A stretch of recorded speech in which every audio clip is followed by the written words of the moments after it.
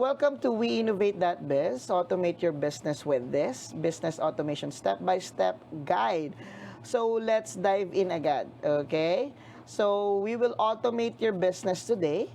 And of course, we're gonna dive straight to the powerful tools called Sales Maximizer technology. So, ayan, let's get started. Okay? So, first is technology introduction. Mabilisan lang. How to create an account, setting up the back end, and how to connect the Facebook and Instagram. I need to share to you this because may mga bagong update kay Meta.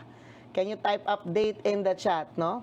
Isipin mo, last week lang, ito yung pinakita ko, hindi na siya applicable this week. Kasi may update. Alright, so I need to update all of you guys. So, i-update ko kayo. So, ito muna yung pag-uusapan natin. So, ano yung mga pag-uusapan natin dito? Okay, of course, is the technology. So, let me share with you ano yung mga updates sa technology. Let me share to you. Okay.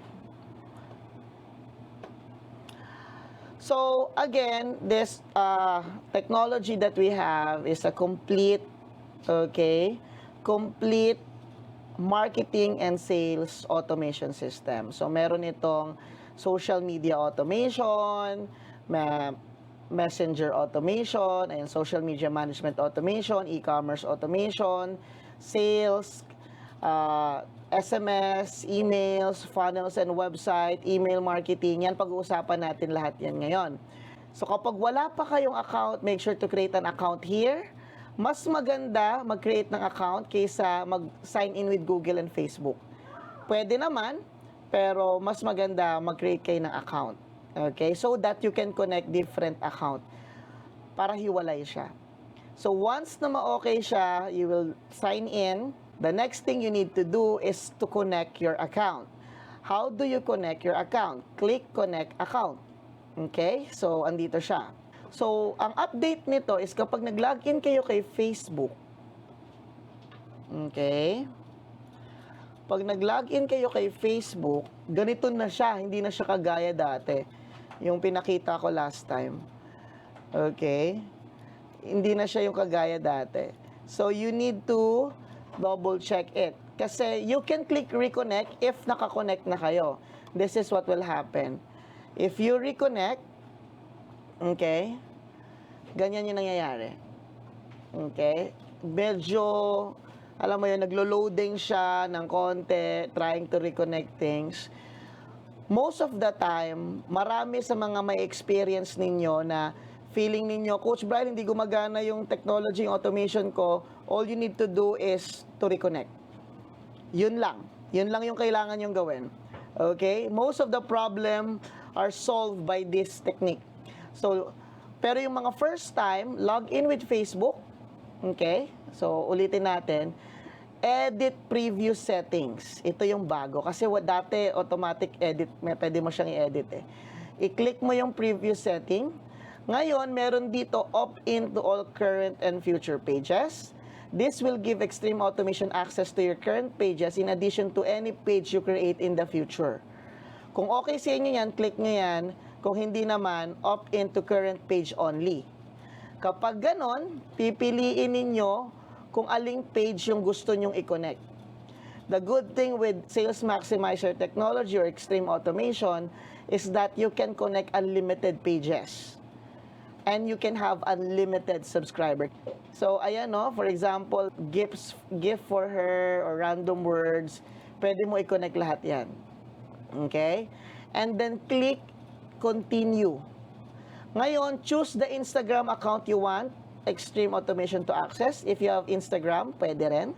Kasi Facebook and Instagram to. Ito, review with what extreme automation is requesting permission to do. Okay? Dati, okay, pwede mo na lang i-check dito lahat. Okay? Ngayon, hindi mo na siya mat-check, review na lang.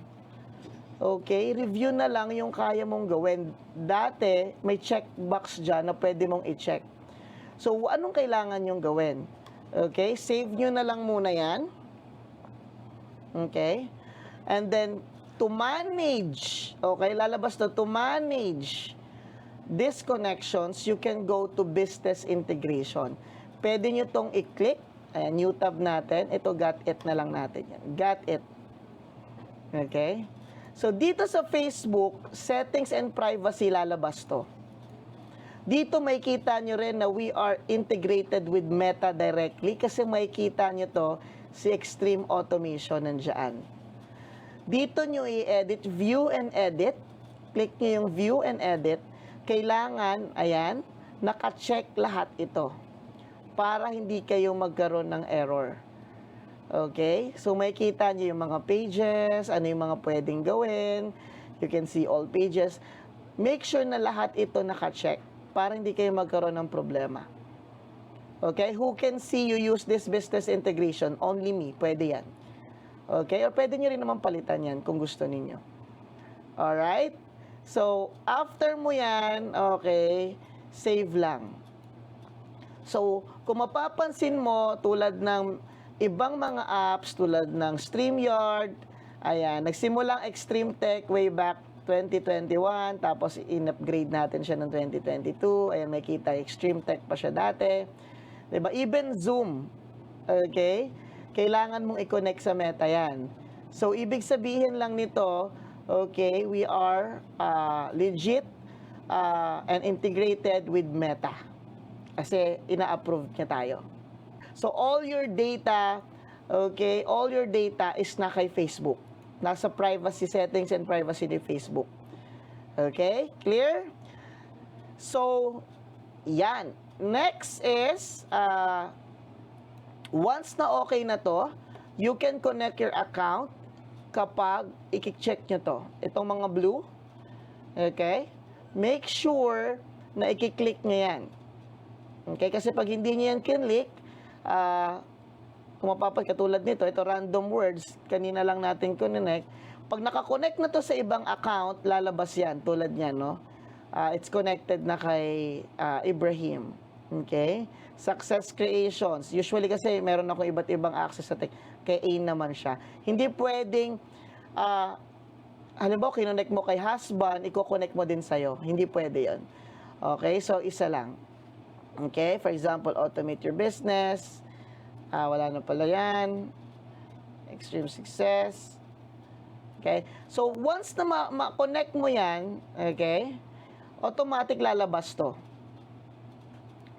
So, Extreme Success Community, connect natin yan, delete bot, pwede natin gawin yon. For example, i-delete ko yung bot, para lang may sample tayo. Ibig sabihin, lahat ng ginawa kay Extreme Success Community na automation, mabubura din. Kaya kung gusto nyong i-pause lang, kailangan nyo siyang i-disabled lang. Just disabled connections. Ayan, so mapapansin nyo, hindi na siya connected. I-connect natin siya ngayon. Yes. So malalaman yung connected na siya is kapag may kita ninyo na bot connection has been enabled successfully. And then, ang mangyayari dyan, lalabas yung pula. Okay? So, ayan yung mga unang kailangan yung gawin for you to connect your account. Okay?